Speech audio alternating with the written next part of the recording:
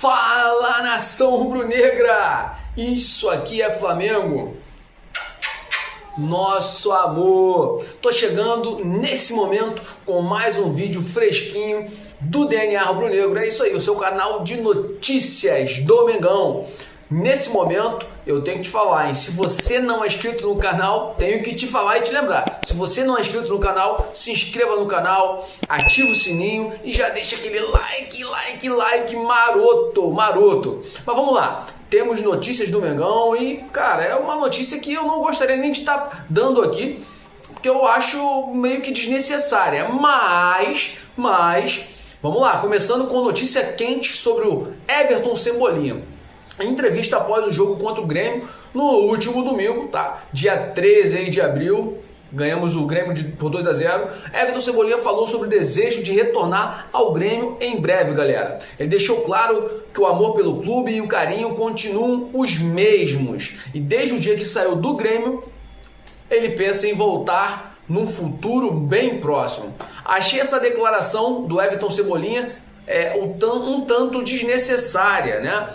Por quê? Porque, cara, o Flamengo não está em crise, mas às vezes uma fala do jogador desse tipo pode fazer com que a torcida se revolte com o jogador e, cara, sei lá, assim, parecida com a entrevista lá que a esposa do De La Cruz deu, porque assim, é num jogo mal ou dois jogos maus que o cara faça, a torcida vai começar a achar que ele está descomprometido com o Flamengo e que tá querendo ir pro Grêmio. Eu já vi um monte de torcedor lá no Instagram lá. Se você não nos segue no Instagram, DNA Rubro-Negro com 2 O's no final. DNA Rubro-Negro com 2 O's. Já passamos de 25 mil inscritos. Estamos chegando a 26 mil inscritos, 26k.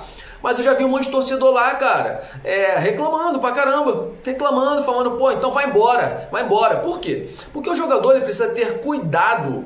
Ele precisa ter cuidado com o que ele fala, porque ele tá vestindo um manto sagrado, cara. Manto sagrado. E aí, uma notícia ou uma fala errada, né? Na verdade, uma fala errada pode ser noticiado de um jeito que faça com que ele fique com a imagem queimada. E assim, tem que ter cuidado. Eu acho que o Cebolinha errou aí na sua declaração. De novo, ele afirma o seguinte, ele afirma que ele gostaria de voltar ao Grêmio num futuro bem próximo. Ó, ele deixou claro, vou estar vendo aqui uma parte da informação. Ele deixou claro que o amor pelo clube e o carinho continuam os mesmos. E desde o dia em que saiu do Grêmio, ele pensa em voltar num futuro bem próximo. Essa foi a declaração aí, tá? Que tá gerando bastante repercussão entre a torcida. E claro, a gente vai ficar de olho aí nos próximos capítulos dessa história que não é muito legal, né? A fonte da informação é a Rádio Imortal. Rádio Imortal. Meus caras são sinistros. Agora a gente vai para uma outra notícia que também é importante sobre o Mengão, tá? O Mengão usará o duelo agora, esse de amanhã, 9h30 da noite, Maracanã, Flamengo e Juventude. Ele vai usar esse duelo para dar minutagem em campo, né, para o Pedro, Danilo e Everton Cebolinha. A gente se lembrar, Pedro voltando de lesão,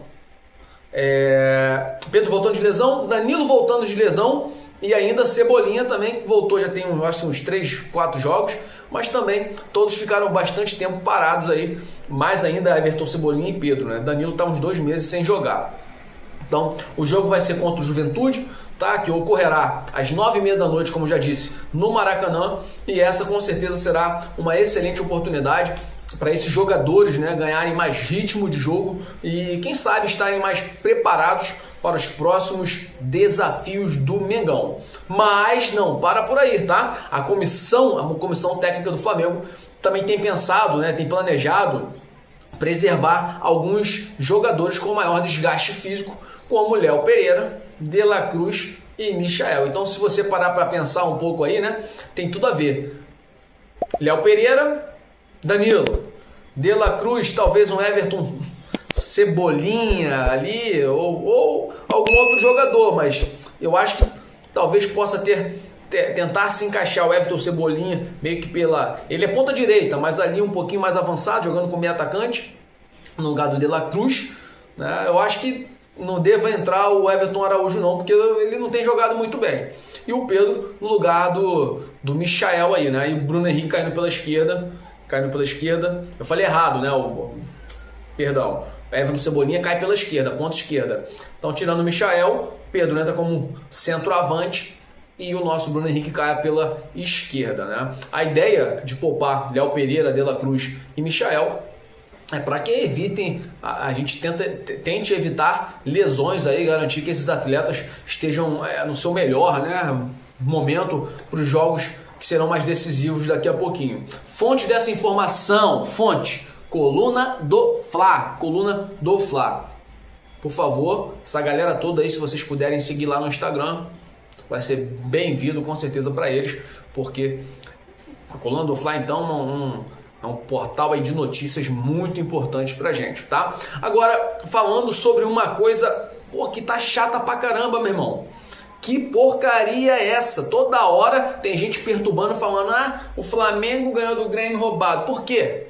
Ganhou do Grêmio roubado porque teve um pênalti a favor, que a bola tocou na mão do Gerson. Cara, Gerson abriu o bração. Deixa de ser bobo, cara. Se você não sabe, eu vi um monte de torcedor do Flamengo, um monte de influência flamenguista falando asneira. Cara, se você não tem informação, olha só, eu não quero ser ignorante com você, ser ríspido, mas se você não tem informação, ignorante você é. E aí você não deve falar algo que você não sabe. Procura saber a informação ou não fala nada. O Gerson ali, naquela situação, a bola bateu na barriga do Gerson. Após a bola bater no corpo do jogador, se ela for para a mão, se ela for desviada e for tocar na mão do jogador, isso não é pênalti, tá bom? E aí vamos ver agora o que o comitê de especialistas da CBF falou aí, a análise deles, tá? Então, o comitê de especialistas da CBF fez uma análise do lance entre Grêmio e Flamengo e concluiu que não houve pênalti de Gerson. A bola desviou de forma inesperada, como eu falei, na barriga, eles não falam isso aqui, mas inesperada, e o braço dele estava numa posição natural. É claro, tem que estar na posição natural. O Gerson estava correndo, então a posição dele era um pouquinho com o braço ali aberto, mas não era escancarado como foi o pênalti do Léo Pereira. Pênalti na certa, aquele pênalti do Léo Pereira, né? Contra o Central Córdoba, foi o jogo aqui no Maracanã.